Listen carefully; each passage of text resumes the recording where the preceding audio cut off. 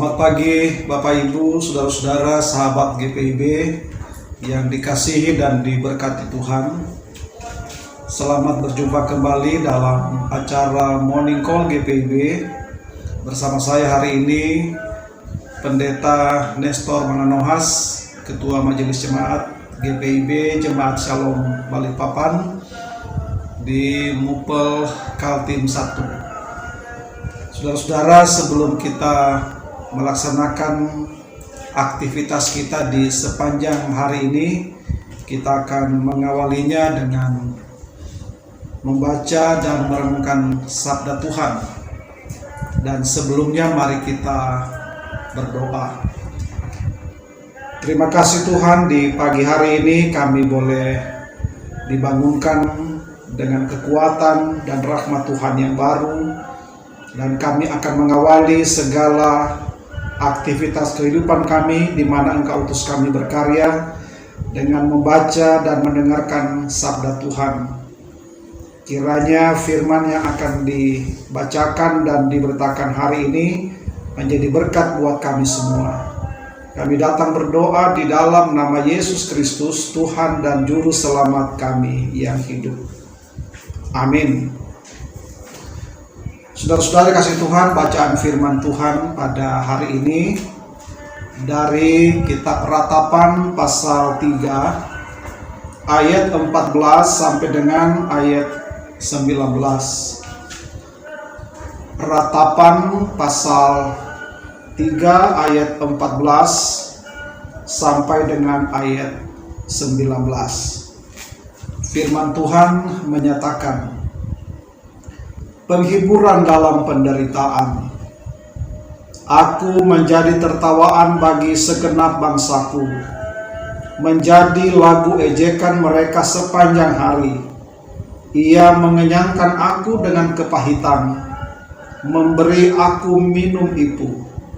Ia meremukkan gigih-gigiku dengan memberi aku makan kerikil. Ia menekan aku ke dalam debu.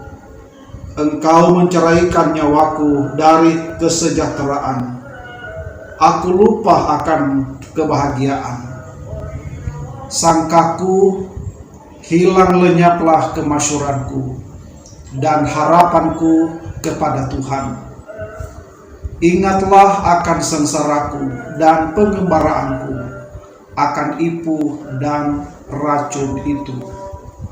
Demikianlah Bapak Ibu, Saudara sahabat GPIB, pembacaan firman Tuhan. Berbahagialah kita semua yang sudah membaca dan mendengar sabda Tuhan dan melakukannya dalam hidup beriman setiap hari. Bapak Ibu yang dikasihi Tuhan, sahabat GPIB yang diberkati, beberapa waktu belakangan ini mungkin kita menerima video yang mengisahkan tentang musibah yang dialami di daerah Sulawesi Utara, khususnya yang terjadi di Kabupaten Minahasa Selatan, khususnya daerah Amurang, di mana kita menyaksikan dalam video tersebut ada bangunan yang rubuh dan ditelan laut, gitu ya, masuk ke dalam air. Ada jembatan yang hilang, patah lalu hilang di telan air. Dan berbagai sarana yang ada di sekitar pantai yang semua hilang lenyap. Mungkin juga ada video yang kita saksikan yang terjadi di daerah Jawa Timur, di Jawa Tengah, khususnya mereka yang ada di pesisir pantai yang kehilangan tempat tinggal karena gelombang. Saudara-saudara kasih Tuhan, bagaimana kita melihat reaksi dari orang-orang yang harus kehilangan apa yang mereka miliki ketika rumah tinggal mereka harus lenyap dan mereka tidak punya tempat tinggal lagi. Mungkin kalau mereka yang mengalami musibah seperti mungkin gempa bumi, lalu rumah mereka roboh dan mengalami kerusakan sekalipun, mungkin kerusakan sampai paling hebat sekalipun, mereka masih bisa kembali membangunnya. Tetapi mereka yang kehilangan tempat tinggal yang berada di pesisir pantai seperti yang saya ceritakan tadi, tentunya mereka tidak akan pernah bisa lagi membangun tempat tinggal itu karena sudah hilang, sudah lenyap di katakanlah telan bumi. Yang kita saksikanlah mereka semua mengalami kesedihan yang sangat mendalam. Mereka menangis dengan sangat luar biasa. Mungkin ada juga yang merasa melihat hari esok sudah sangat pesimis, kehilangan harapan. Mereka mengalami kehilangan semangat untuk menatap hari depan dengan kondisi yang seperti itu. Hal yang selama ini mereka jadikan sebagai tempat mereka bernaung sekarang sudah tidak ada lagi. Itu sangat memukul orang-orang yang mengalami peristiwa seperti itu. Saudara-saudara sahabat GPW yang diberkati Tuhan, dalam teks bacaan yang kita baca hari ini, kalau kita melihat di dalam Ratapan pasal 3 juga berisi tentang kepahitan hidup yang dialami oleh bangsa Yehuda, dan secara khusus yang dialami atau disaksikan oleh Yeremia di hadapannya. Ketika dia melihat bagaimana kota yang selama ini begitu menyenangkan mereka, bahkan menjadi pusat kebanggaan mereka, kota Yerusalem, sebuah kota yang sangat megah, sebuah kota yang sangat menakjubkan pada waktu itu pasti sangat membanggakan penduduknya. Tetapi ketika kota ini dimasuki oleh tentara Babel dan menjadi hancur, menjadi porak-poranda sampai digambarkan seperti puing-puing. Kemudian mereka juga menyaksikan bagaimana tembok Yerusalem itu menjadi hancur. Dan juga kita menyaksikan bagaimana ketika bait Allah yang berada di Yerusalem juga turut hancur. Ini sangat membawa kepedihan luar biasa, khususnya bagi Nabi Yeremia yang waktu itu melayani Tuhan dengan sepenuh hatinya. Dia bukan nabi yang bisa dikatakan nabi abal-abal, dia bukan nabi ecek-ecek, dia bukan nabi KW. Dia betul-betul nabi yang secara utuh mempersembahkan seluruh potensi dirinya untuk melayani Tuhan. Tetapi dia harus kecewa ketika dia menyaksikan Yerusalem itu hancur. Dia menyaksikan bagaimana penduduk Yerusalem yang juga mengalami korban peperangan waktu itu dan mereka mati, dan juga mengalami kelaparan hebat. Dan dia juga menyaksikan karyanya yang seolah-olah tidak ada hasilnya. Itu sangat mengecewakan bagi Yeremia, sehingga dia betul-betul meluapkan keluh kesahnya di dalam bacaan ini ketika dia menyaksikan kondisi yang seperti itu. Saudara-saudara kasih Tuhan, di sini kita belajar bahwa ada banyak faktor dalam kehidupan manusia yang sering menjadi kebanggaannya. Jadi kalau kita melihat bangsa Yehuda begitu bangga ketika memiliki sebuah kota yang megah. Dan bagi mereka kebanggaan itu merupakan identitas diri. Ketika merasa bahwa ini kota adalah simbol dari harga dirinya dan itu menjadi hancur, itu juga sangat mempengaruhi hati mereka pada saat itu. Dan itu Yeremia betul-betul merasakan kepedihan yang seperti itu. Kita bisa membayangkan ketika bait Allah yang mereka imani sebagai tempat di mana mereka bisa berjumpa dengan Tuhan. Dan bagaimana kita mengingat proses ketika Salomo membangun bait Allah tersebut. Dia menggunakan material yang terbaik waktu itu. Batu yang terbaik, kayu yang terbaik, emas yang terbaik, perak yang terbaik, lalu dikerjakan juga oleh tenaga-tenaga yang terbaik pada saat itu. Ini ahli yang terbaik, maka sudah pasti akan menghasilkan sebuah mahakarya yang luar biasa. Tetapi semua itu hancur, semua itu menjadi puing-puing. Tentunya ini sangat membawa rasa kecewa yang sangat mendalam, baik bagi Yeremia maupun bagi bangsa Yehuda sendiri. Apalagi mereka juga menyaksikan ada generasi yang harus diangkut dan dibawa ke Babel, dan itu juga mengalami penderitaan yang luar biasa panjang.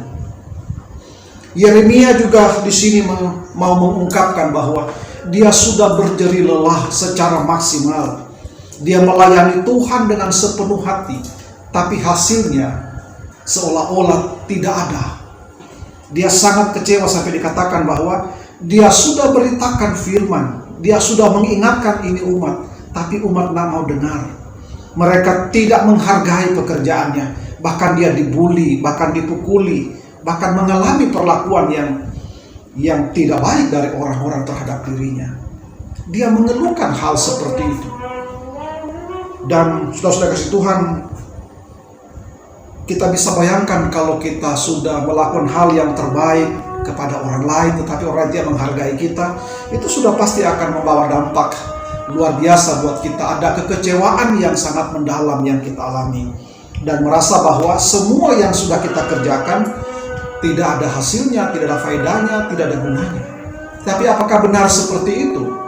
Ya mungkin saudara manusia kita bisa berpikir seperti itu, tapi apapun yang kita kerjakan dengan penuh kesungguhan hati di hadapan Tuhan sebenarnya tidak ada yang sia-sia. Selalu ada berkat yang sebenarnya Tuhan sediakan bagi orang yang mengerjakan pekerjaan tersebut dengan penuh kesungguhan hati.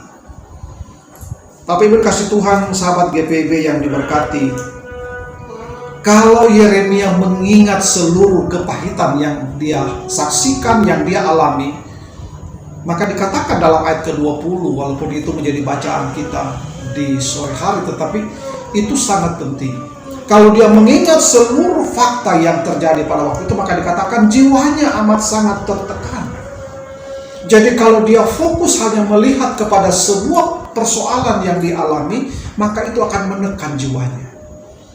Dan kalau seseorang sudah tertekan jiwanya, maka bisa dikatakan orang tersebut kehilangan semangat untuk melihat hari esok.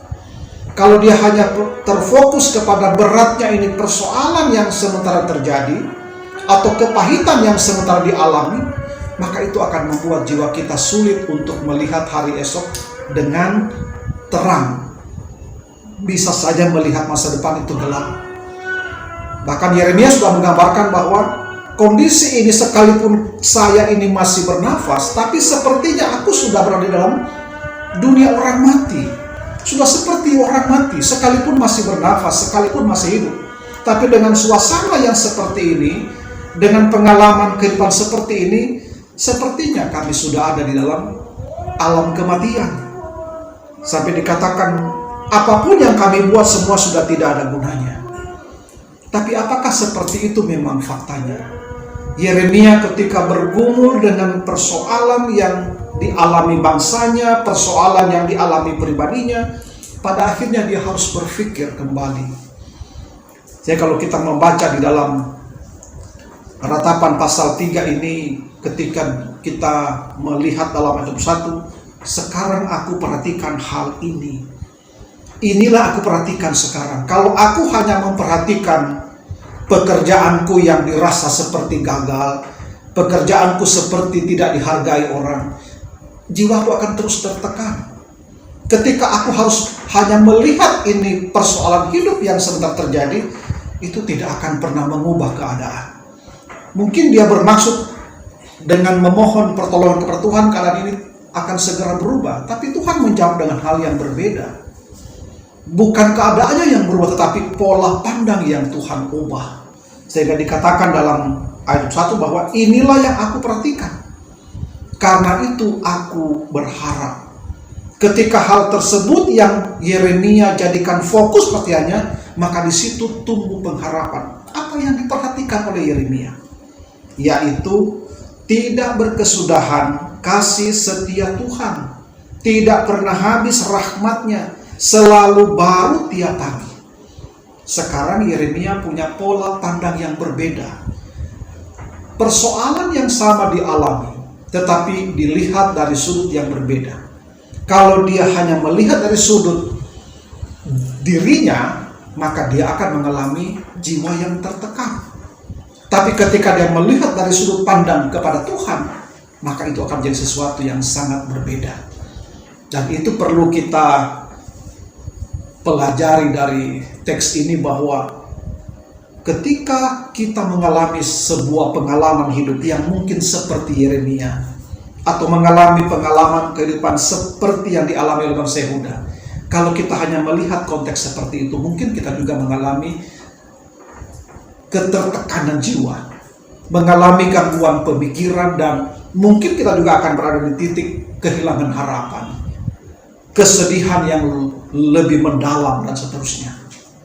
Tapi ketika kita melihat ini sebagai sebuah karya Tuhan, atau Tuhan memproses ini kehidupan, maka akan berbeda. Yeremia mengalihkan fokus perhatiannya. Aku merasakan bahwa kasih setianya Tuhan tidak pernah habis. Sekalipun dalam sebuah situasi yang mungkin tidak enak, sekalipun situasi yang mungkin tidak mendukung untuk dia merasakan sesuatu yang bahagia, tetapi dia melihat bahwa kasih setia Tuhan tidak pernah habis dianugerahkan dalam kehidupan umatnya. Rahmatnya juga tidak pernah habis. Jadi ketika dia melihat bahwa sekalipun mungkin kami kehilangan hal yang memegahkan, tapi satu hal yang sangat membuat Yeremia bersyukur adalah dia tidak kehilangan Tuhan. Dia tidak kehilangan kasih Allah yang begitu nyata menyertai kehidupan umatnya. Sehingga itu menjadi kekuatan bagi Yeremia dalam melihat hari esok. Kasih setia Tuhan yang tidak pernah habis, yang setiap hari selalu Tuhan karuniakan dalam kehidupan mereka. Dan itu kasih yang begitu fresh. Saudara-saudara, sesuatu yang tidak pernah habis belum tentu baru. Kalau kita membaca di sini bahwa kasih setia Tuhan tidak pernah habis. Mungkin kalau kita di rumah memasak lalu tidak habis dimakan hari itu, kan biasa disimpan nih. Mungkin kita bisa simpan di kulkas, lalu besoknya kita keluarkan lagi dan kita panasi. Itu berkat yang tidak habis dan kita kembali nikmati pada hari esok. Dan seterusnya, mungkin kalau nggak habis lagi, disimpan lagi, dimasak lagi. Tetapi itu berkat yang sebenarnya bukan berkat baru. Tetapi firman Tuhan katakan bahwa Tuhan punya berkat setiap hari, selalu baru. Jadi kalau Tuhan memberkati kehidupan bangsanya di masa lalu, ada berkat Allah yang baru yang disediakan di waktu itu. Sekalipun mungkin mereka merasakan ada kepedihan, ada kegagalan, ada penderitaan, ada sesuatu, tetapi ada berkat Tuhan yang baru sebenarnya yang mereka alami saat itu. Tetapi karena fokus melihat kepada beratnya penderitaan, maka berkat Allah itu tidak sanggup untuk mereka lihat dengan jelas. Tapi ketika merasakan bahwa di balik segala kepahitan ini masih ada rahmat Allah yang tersedia, maka sebenarnya ada ruang untuk kita bisa hidup bersyukur. Karena kalau kita mau jujur, mungkin Tuhan bisa membuat keadaan akan lebih buruk dari yang sekarang kita alami. Bangsa Israel bisa saja Tuhan musnahkan kalau dia mau. Tapi itu tidak dilakukan. Mereka memang mengalami penderitaan, mengalami pembuangan, dan itu berlangsung sangat lama. Tetapi kasih Tuhan tidak pernah habis di situ. Rahmat Allah tidak juga pernah habis, sekalipun di situ ada murkanya yang begitu nampak, tetapi kasih setianya itu jauh melebihi itu. Sehingga masih ada sisa yang diselamatkan, bahkan dikembalikan lagi ke Yerusalem dan kembali untuk membangun kota yang sudah hancur luluh lantak tersebut. Bait Allah kembali dibangun dan menjadi megah kembali. Tuhan memproses bahwa segala sesuatu itu dibaharui oleh Tuhan setiap saat. Sehingga Yeremia bertekad bahwa dalam diriku ini harus selalu ada Tuhan. Tuhan adalah bagian jiwaku. Hidup kita, Bapak Ibu Saudara, sangat menentukan kualitas dari apa yang kita isi di hati. Kalau yang kita isi di hati kita, di jiwa kita adalah persoalan hidup, kesulitan hidup atau beratnya pergumulan yang kita alami, kita akan sulit melihat sesuatu yang indah di balik itu. Tetapi kalau jiwa kita diisi dengan Tuhan, kehidupan yang melekat dengan Tuhan, maka di balik apa yang kita alami selalu ada keindahan yang Tuhan sediakan. Firman Tuhan mau mengubah bukan keadaan, tetapi pola pandang kita terhadap keadaan tersebut. Jadi kita bisa belajar di pagi hari ini bagaimana kita memandang kehidupan yang berlangsung yang sementara kita hadapi. Mungkin kita punya pengalaman sepahit pelayanan yang dialami oleh Yeremia, tetapi firman Tuhan mau katakan bahwa di balik kepahitan tersebut atau di balik perasaan kita yang orang tidak hargai, masih ada Tuhan yang menghargai kita. Jangan pernah berhenti melakukan pekerjaan Tuhan, apapun tantangannya, atau sekalipun kondisi hidup kita sekarang ini sangat berat. Ingatlah bahwa kasih setia Tuhan tidak pernah berkesudahan. Itu selalu kita alami tiap pagi.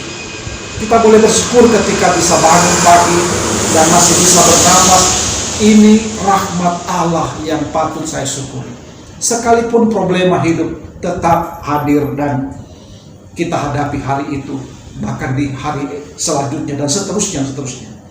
Tapi mari berpegang bahwa tidak pernah habis kasih setia Tuhan dalam hidup kita. Tidak pernah berakhir rahmatnya dan kesetiaannya dalam hidup kita. Mari Bapak Ibu sahabat GPIB selalu hidup bersandar kepada Tuhan dan terus berkarya memuliakan Tuhan. Apapun yang kita alami, apapun yang kita hadapi, ingatlah bahwa Tuhan selalu mengasihi kita. Tuhan memberkati. Amin. Saudara-saudara, mari kembali kita bersehati dalam doa. Terima kasih Bapa di surga, kami boleh diberkati lewat firman Tuhan pada hari ini sebelum kami melaksanakan berbagai aktivitas kami dimanapun Tuhan mengutus kami untuk berkarya. Ada satu pengalaman berharga yang boleh kami terima lewat firman Tuhan pada pagi hari ini. Belajar dari pelayanan hamba-Mu Nabi Yeremia. Sekalipun orang tidak menghargainya, sekalipun orang tidak mendengar apa yang Yeremia beritakan, dan itu satu sisi membawa rasa kecewa yang mendalam. Dan ketika juga Yeremia harus menyaksikan kehancuran kota Yerusalem, kehancuran bait Allah, penderitaan dari bangsa Yehuda, dia berkeluh kesah secara luar biasa. Tapi pada akhirnya Yeremia boleh menemukan bahwa itu semua tidak lepas dari cara Allah mendidik umat ini. Cara Allah menempa umat ini supaya boleh menjadi umat yang taat, umat yang setia, bersandar, berharap, dan bergantung sama Tuhan. Karena seluruh penderitaan yang dialami oleh bangsa Yehuda ini, penghukuman yang dialami oleh bangsa Yehuda ini juga tidak terlepas dari pelanggaran, dari berbagai dosa, kejahatan yang dilakukan oleh bangsa ini. Ketika mereka juga harus menyembah Allah yang lain, Tuhan menjadi murka. Bahkan mereka harus berada dalam sebuah situasi dan kondisi yang sangat menyedihkan. Tapi firman Tuhan mau memberikan kekuatan bahwa di balik semua itu ada kasih setia Allah yang abadi. Ada rahmat Allah yang tak pernah berkesudahan. Ada kesetiaan Tuhan yang tidak pernah habis. Dan itu akan selalu menjadi bagian kehidupan dari umat ini selama mereka menjadikan Tuhan Allah sebagai satu-satunya yang mengisi hati dan jiwa mereka. Bapa di surga, terima kasih kiranya berkat Tuhan dari firman ini juga menjadi bagian kami semua. Biarlah hati kami, kehidupan kami selalu diisi dengan persekutuan yang intim dengan Tuhan dalam hidup ini. Sehingga di saat kami juga mengalami berbagai macam pengalaman hidup yang pahit, pengalaman hidup yang membuat kami menderita, kami boleh melihat bahwa di balik semua itu ada kasih setia Allah, ada rahmat Allah, ada kesetiaan Tuhan yang selalu disediakan bagi sekalian umatnya. Terima kasih Tuhan, mari berkati seluruh warga GPIB dimanapun mereka berada dalam segala aktivitasnya di sepanjang hari ini. Tuhan melindungi dan memberkati mereka. Terima kasih Bapa di sorga, kami datang berdoa dan menaikkan syukur dalam nama Yesus Kristus. Tuhan dan Juru Selamat kami yang hidup. Amin. Terima kasih Bapak Ibu, saudara-saudara sahabat GPIB. Tuhan Yesus memberkati kita semua.